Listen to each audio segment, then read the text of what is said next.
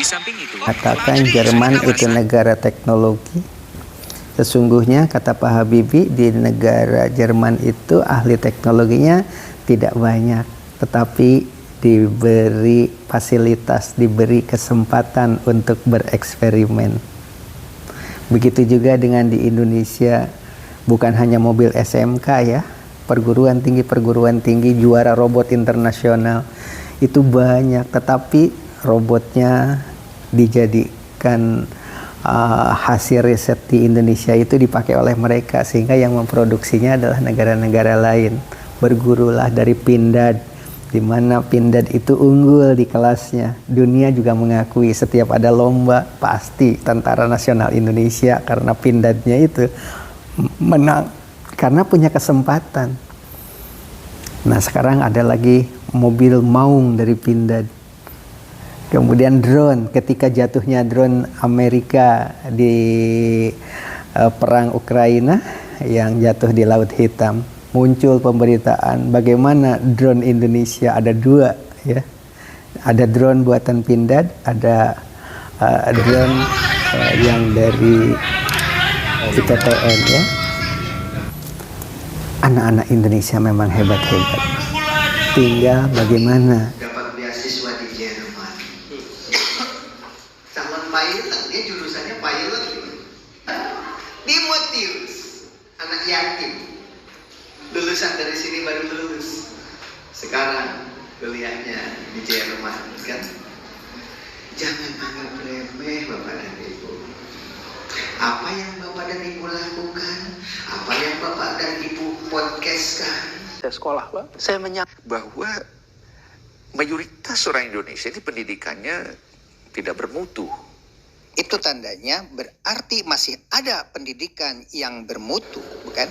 Di negara belahan manapun memang kenyataannya seperti itu. tinggal bagaimana diberi kesempatan tidak, diberi peluang tidak. Karena apapun ada di sini. Mobil listrik dulu zaman Pak Dahlan Iskan itu luar biasa. Sebelum hebohnya mobil listrik, di kita sudah ada mobil listrik yang dibuat oleh Pak Dahlan Iskan pada saat itu. Nah, itu saja sebagai bahan renungan. Mari kita hargai karya anak bangsa.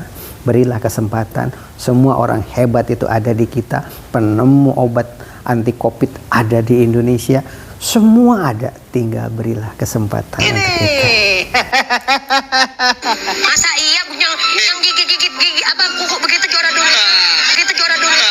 Nono menolak hadiah mobil dari Pak Presiden karena ingin membuat mobil sendiri. Tapi ada yang bilang dan berdoa semoga tidak jatuh korban seperti Pak Dahlan Iskan atau Dr. Terawan. Semua warga Indonesia pernah bermimpi seperti itu, wahai Nono. Mungkin saat Nono dewasa kelak, Indonesia sudah memihak ke mobil buatan anak bangsa. Asal Nono tahu saja, dahulu di tahun 70-an, zaman Orde Baru perguruan tinggi di Indonesia sudah siap meluncurkan mobil seperti gagasan Nono. Apa yang terjadi? Terlibas kebijakan Orde Baru yang memilih mobil Toyota kotak. Konon Pak Prof. Arif Rahman pernah anti mobil Jepang saat itu Nono menolak hadiah mobil karena mau buat mobil sendiri, merupakan tamparan anak bangsa sayangku. Menampar orang yang mendukung mobil Jepang dengan alasan keuntungan bagi negara saat itu. Diklaim Toyota kotak sebagai mobil nasional, Nono kini kau suarakan lagi teriakan itu sayang.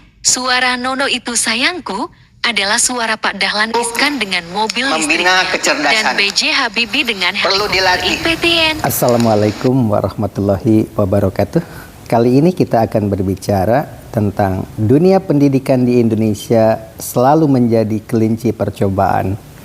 Tampaknya seperti ekstrim sekali ya pembicaraan ini, sehingga harus mengambil judul yang luar biasa seperti sindiran, padahal ini adalah realita.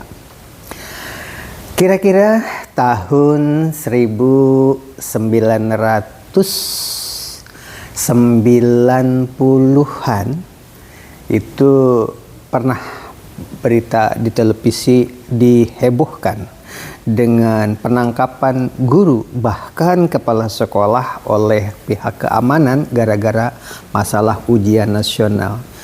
dunia pendidikan di Indonesia seperti tidak dihargai, bahkan ada kepala sekolah yang diborgol gara-gara membocorkan soal ujian nasional. Kenapa demikian? Banyak sekali sekolah-sekolah swasta yang tutup gulung tikar. Gara-gara apa? Gara-gara sekolah swasta tersebut anaknya banyak yang tidak lolos di dalam ujian nasional, sehingga dari mulut ke mulut rame berbicara bahwa jangan masuk sekolah tersebut sebab anaknya jadi korban tidak lulus di ujian nasional. Maka gulung tikarlah sekolah tersebut. Banyak sekolah-sekolah yang korban karena apa? Karena ingin meninggikan derajatnya untuk sebuah kejujuran. Kejujuran itu adalah mahal, tetapi berdampak pada penutupan sekolah karena tidak adil. Ada sekolah yang berjuang apapun yang terjadi, yang penting lulus 100%. Dan banyak sekolah bangga sekali, saya lulus 100%, lulus 100%, lulus 100%. Di dalam publikasinya selalu begitu. Padahal di balik itu banyak hal yang tidak bisa kita bicarakan di sini. Tapi di dunia pendidikan di Indonesia semua orang sudah paham bahwa dahulu itu banyak sekali yang kena ketangkap basah, tim sukses katanya begitu. Dan pendidikan di Indonesia begitu mengerikan sehingga banyak sekali siswa-siswa yang merasa kasihan kepada pemimpin sekolah yang ditangkap sama keamanan gara-gara mempertahankan atau memperjuangkan anaknya yang pintar. Sebut saja satu sekolah negeri di Kabupaten Bekasi, tidak usah disebutkan namanya, tetapi sekolahnya saja yang disebutkan, yaitu SMA Negeri 1 Setu. Pada saat itu ada siswa yang paling pintar. Di sekolah tersebut hanya satu bintang yang menghebohkan jagat raya. Mungkin di nasional tidak tahu masalah ini, tetapi untuk wilayah lokal semua paham. Mengapa anak-anak yang tidak terlalu cerdas itu, dari Sabang sampai Merauke, itu banyak sekali anak yang tidak terlalu cerdas, tapi kok nilai UN-nya spektakuler di luar dugaan begitu. Tapi di SMA yang tadi saya katakan itu malah tidak lulus. Geger, gurunya kaget, pihak dinas juga kaget, karena itu adalah anak bintang, nilainya tidak bagus. Di mana letak kesalahannya? Sebenarnya semua orang sudah tahu, dari bisik begitu, akhirnya terkuaklah. Inilah sistem pendidikan yang mengerikan di Indonesia yang selalu jadi kelinci percobaan. Pernah terjadi suatu kebanggaan yang dahsyat, yang sempat sebenarnya pendidikan di Indonesia itu membuat ketar-ketir untuk Australia dan Singapura. Saya juga merasa bangga pada saat itu. Sertifikat saya berjejer-jejer dari luar negeri. Karena pada saat itu semua guru-guru Indonesia yang lolos mengelola dunia pendidikan itu wajib belajar ke negara OECD. Bahkan jika sebelumnya, yaitu di tahun 1945, guru-guru dari Indonesia itu dibawa ke Malaysia, bahkan sampai sekarang banyak keluarga saya juga yang jadi penduduk asli Malaysia gara-gara pertukaran guru pada saat itu, dan betah di sana tidak kembali. Karena apa? Sistem penggajian, penghargaan terhadap guru di Malaysia itu begitu tinggi. Nah, akibatnya kita pada saat berdirinya RSBI, yaitu Rintisan Sekolah Bertaraf Internasional, yang sebelumnya namanya SNBI, yaitu Sekolah Nasional Bertaraf Internasional, kemudian berubah menjadi RSBI, itu semuanya disekolahkan ke luar negeri atau studi banding ke luar negeri. Seperti saya juga pernah datang di Hong Kong, pernah datang di Turki, dan selalu melakukan pertukaran-pertukaran seperti itu. Guru-guru juga bangga karena apa? Wajib partnership dengan negara-negara OECD. Sekolah yang asalnya tidak dikenal, kemudian ada program setiap tahunnya itu pertukaran pelajar dengan sekolah-sekolah yang favorit. Disitulah mengerikannya, sehingga heboh setiap pemberitaan yang menyudutkan sekolah-sekolah yang melakukan hal seperti itu. Katanya, ya bilang pelanggaran hak asasi manusia. Indonesia pendidikannya adalah melanggar hak asasi manusia, pelanggaran hak asasi manusia. Kenapa? Begitu kan? Padahal di balik itu, begitu ada COVID-19 saja, Indonesia itu tidak terkendala karena apa? Karena IT-nya, dengan Zoom-nya, dengan pembelajaran jarak jauhnya itu karena ada program yang tadi. Jadi di Indonesia begitu ada kejadian belajar di rumah itu tidak ada masalah. Karena apa? Akibat RSBI itu akhirnya muncul SSN, muncul dan semuanya berorientasi kepada sekolah berbasis IT yang tadi itu. Sehingga di Indonesia begitu pesat. Sebagai induk dari sekolah yang membuat merinding negara lain, karena apa saya katakan merinding negara lain? Ketika pertemuan di Hong Kong, ketika pertemuan di beberapa negara karena ada programnya untuk hal itu, seperti di Hui Vival School pada saat itu yang pernah saya kunjungi karena program sekolah tadi, muncul kata-kata yang satu sisi bangga, yang satu sisi khawatir. Kenapa? Katanya, konon katanya, Singapura itu orang-orang kayanya yang dari Indonesia sudah surut dan mengering. Kenapa? Karena negara-negara OECD pengajarnya datang di Indonesia. Kenapa mereka orang-orang kaya Indonesia itu pergi belajar ke Singapura atau ke negara lain? Oh, negara-negara OECD itu juga mengajar di sekolah yang bertaraf internasional tadi.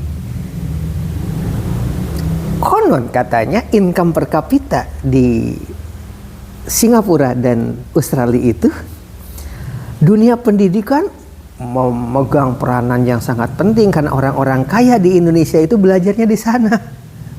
Makanya sekolah yang di kampung yang berlabelkan sekolah identitas seperti tadi itu ada programnya, itu kerjasama dengan luar negeri dan setiap tahun anak-anaknya dikirim ke sana dengan guru-gurunya dan merasa dunia pendidikan itu seolah-olah menyatu antara Turki, kemudian Hong Kong atau Tiongkok, kemudian Singapura. Orang Singapura juga berdatangan ke Indonesia, dari dunia pendidikan Indonesia juga berdatangan ke sana. Tapi sampailah kepada titik klimaks. Kritikan terhadap dunia pendidikan ditulis di koran yang diabaikan tanpa perlawanan. Karena apa? Karena mereka menulis itu sekolah-sekolah yang dikritiknya itu sibuk dengan persiapan persaingan go internasional itu. Jadi tidak memperhatikan kritikan di dalam negeri, akhirnya masuklah ke kejaksaan. Dan diketok palu, RSBI harus dibubarkan. Bubar RSBI. Bukan hanya sampai di situ.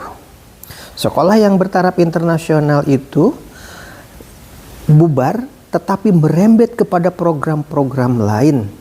Akhirnya MBS pun hilang. Dan sekarang banyak sekolah SMA yang mungkin dalam waktu tertentu robohnya akan sama seperti program Orde Baru tentang SD Impres di zaman Pak Harto dulu. Kenapa SD Impres itu kok robohnya bareng dari Sabang sampai Merauke? Karena pembangunan gedung-gedung itu dibangunnya oleh para kontraktor yang kita tahu sendiri, bangunannya asal-asalan.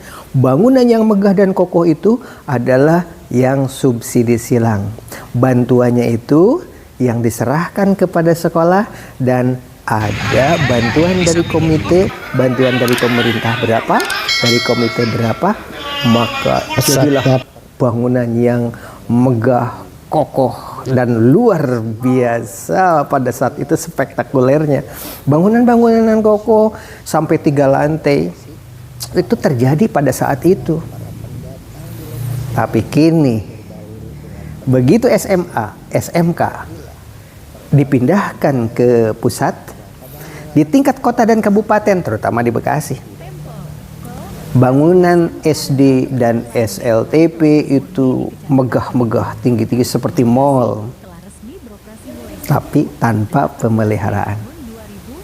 Sementara untuk SMA, SMK, bangunannya itu ada yang sudah 3 tahun tidak mendapatkan bantuan. Kenapa bisa terjadi seperti ini? Di sisi lain banyak SMA, SMK yang diroboh-robohkan, diganti dengan lokal-lokal baru. Karena ada batas tahun kan yang namanya bangunan itu, kalau sudah sekian tahun itu sudah waktunya diganti. Sementara sekolah-sekolah yang belum punya bangunan, termasuk SMA 2 Cikarang Barat, sudah 3 tahun tidak pernah dapat bantuan untuk lokal baru. Siswanya pagi dan siang misalkan begitu. Tidak bisa dihindari karena masyarakat menuntut ingin masuk sekolah negeri. Siswanya banyak, bangunannya tidak pernah mendapatkan lokal baru, begitu. Kok bisa? Padahal uang dari CSR itu numpuk pada saat itu dan akhirnya berlarian ke SD dan SMP. Mengapa? Karena SMA dikelola oleh provinsi. Sementara CSR, industri, pabrik-pabrik industri itu terbesar di Asia Tenggara, ya, bahkan di Asia itu adanya di Bekasi. CSR-nya tidak ke provinsi, CSR-nya itu dikelola oleh kabupaten. Maka lihat di Kabupaten Bekasi pembangunan SD dan SMP ya spektakuler. Sementara SMA sepertinya tidak ada perkembangan yang berarti dibandingkan pada saat MBS diberlakukan pada saat itu. Nah sekarang MBS-nya juga sudah tidak ada. Orang menganggap sekolah SMA itu adalah sekolah gratis. Padahal wajib belajar itu baru 9 tahun sampai SLTP. SMA tidak termasuk sekolah wajib belajar. Dilemanya SMA tidak dapat bantuan dari CSR yang ada di sekitar karena pengelolaannya di provinsi, sementara bantuan dari provinsi tidak bertambah.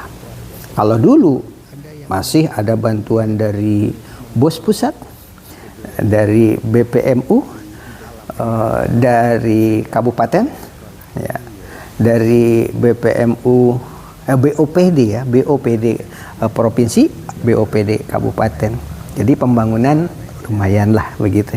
Tetapi sekarang banyak sekolah yang terseok-seok. Anggaran diperebutkan.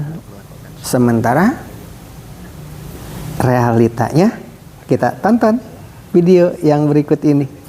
Dirongrong terus-terusan mengadakan study tour saja. Itu heboh. Seolah-olah ada drama dan lebih ekstrim daripada ujian nasional. Dulu zaman ujian nasional banyak guru dan kepala sekolah yang tertangkap oleh pihak keamanan sehingga sekolah itu tidak berwibawa. Kalau ujian nasional itu polisi itu berjejer, dikawal, mengantarkan lembar jawaban soal itu dikawal dengan kepolisian. Perguruan tinggi dikerahkan begitu. Dulu begitu. Akhirnya ujian nasional dihilangkan, wibawa guru agak sedikit meningkat, walaupun ya tetap tercoreng karena sekolah di kita sebagai kelinci percobaan. Di Indonesia itu seperti itu yang dikatakan tadi. Mengapa judulnya pendidikan di Indonesia itu dijadikan sebagai kelinci percobaan? Ini salah satu contoh. Ketika bubarnya program sekolah yang harus mewajibkan mengadakan partnership dengan negara-negara OECD, mereka pesta pora sekarang. Karena apa? Orang-orang kaya Indonesia sudah berlarian lagi ke luar negeri. Australia tepuk tangan, Singapura tepuk tangan. Kenapa? Karena orang kaya Indonesia itu banyak. Kesenjangan antara si kaya dan si miskin di Indonesia itu terlalu jauh. Orang kayanya ya sekolah-sekolah ke luar negeri, uang dolar Indonesia ke luar negeri. Kalau dulu ketika ada sekolah-sekolah unggulan yang memfasilitasi kerjasama Indonesia dengan luar negeri, mereka menjerit dan dipermainkanlah lewat pemberitaan melanggar hak asasi manusia. Dan kini kita tonton dulu lah ini peristiwa ya, sambil saya bicarakan. Sekolah dipermainkan oleh oknum-oknum tertentu. Tidak semua. Kita sebenarnya kerjasama baik dengan pemberitaan. Karena apa? Sekolah itu juga butuh dengan pemberitaan. Tapi jika pemberitaannya seperti ini, ada orang yang datang ke KCD, ngamuk-ngamuk, gebrak meja, pasang banner, pasang karangan bunga, yang intinya memojokkan KCD. Pada saat itu ngamuk-ngamuknya luar biasa. Tetapi tidak ada orang karena pada saat itu sedang PPKM. Tidak boleh ada kerumunan. Jadi kantor kosong. Tapi yang mereka butuhkan bukan itu, tetapi sebuah video. Mereka teriak-teriak ya seperti di video yang ini, seperti ini modelnya. Tapi bukan orangnya, bukan ini. Dia mengaku aliansi mahasiswa, tapi perutnya buncit-buncit. Akhirnya diviralkan. Tapi tidak viral, nggak ada penontonnya. Setiap sekolah di-share nih. Ada peristiwa heboh. Gebrak meja, teriak-teriak masuk kantor. Di kantor orang bengong, ini ada apa begitu kan? Nah seperti video yang berikut ini ada yang teriak-teriak ini. Ya seperti itu. Nah kalau yang sekarang ini di SMA Negeri 2 Tambun Selatan itu gara-gara ada yang konfirmasi tentang penyelenggaraan study tour, tapi yang diwawancaranya orang tua yang tidak ikut, anaknya yang tidak ikut study tour. Karena di sekolah-sekolah itu yang study tour itu silahkan, yang mau ikut silahkan, kalau tidak ikut ya enggak apa-apa kan begitu. Nah ini mewawancara orang tua yang anaknya kita dengar ya, coba kita dengar. Jadi pengetahuan ibu berapa? Hasil visumnya dulu dan hasil visumnya dulu. Iya kan? Kata orang tuanya begitu kan? Jadi dia tidak ikut diwawancara. Akhirnya terjadilah drama, katanya oknum security mukul wartawan. Mustahil. Tapi terserah kepada hukum ya, karena sudah lapor ke kepolisian apakah benar. Tapi setahu saya di sekolah manapun kayaknya tidak mungkin ada security mukul wartawan, itu tidak mungkin. Kecuali ada gara-gara, dan itu pun tidak akan mukul, paling-paling mengamankan. Tapi yang sekarang aduannya seperti itu, tapi jawaban Pak Polisi bagus ya. Ke Wonosobo sama ke Jogja Ibu. Itu yang kelas berapa Ibu? Kelas 11 Ibu ya? Berapa hari kemarin yang Ibu ketahui? 3 hari ya Ibu ya? Maaf, dengan Ibu siapa? Awalnya pertemuan konferensi pers berjalan baik dengan sedikit perdebatan politisasi atau yang kerap ditanggapi korban dengan Wapensek yang mengatakan tidak adanya kejadian Wapensek. Dipidana mengintimidasi. Ini udah kelas. Apa sih yang Bapak bisa sampaikan terkait dengan terjadinya adanya insiden pemukulan terhadap salah seorang rekan kami? Iya. Pertama begini, yang pengaduan mungkin pemukulan itu adalah bohong. Adanya dugaan oknum security yang melakukan penganiayaan ataupun pemukulan terhadap wartawan, sejauh ini apa tanggapan Bapak, Pak? Baik. Bagaimana pengaduan awal di tanggal 24 Maret kalau nggak salah, rekan kita dari media Bapak Romo ya melaporkan kepada pihak kami terkait dugaan penganiayaan yang diduga dilakukan oleh security dari salah satu sekolah negeri SMA Negeri 2. Prosesnya Pak Romo sudah kami dengar keterangannya, kemudian juga sudah kami datang ke TKP, lanjut juga proses sedang masih dalam tahapan penyelidikan dan masih untuk tahapan klarifikasi. Nanti sambil menunggu hasil visumnya. Apakah memang ada dugaan penganiayaan, menunggu hasil visumnya. Apakah memang ada Akan divisum dulu, lihat dulu. Tetapi orang oknum-oknumnya itu mengatakan bagaimana hukumnya, pasal apa yang kena dan sebagainya begitu. Tapi tetap Pak polisinya kita dengar nih. Prosesnya sampai sekarang tetap berjalan sambil kita menunggu nanti klarifikasi dari para Ya kan? pihak yang dilaporkan. Pak polisinya bagus ya kan. Visum. Apakah benar kalau memang dipukul kan nanti ada hasil visumnya? Bagian mana yang dipukul?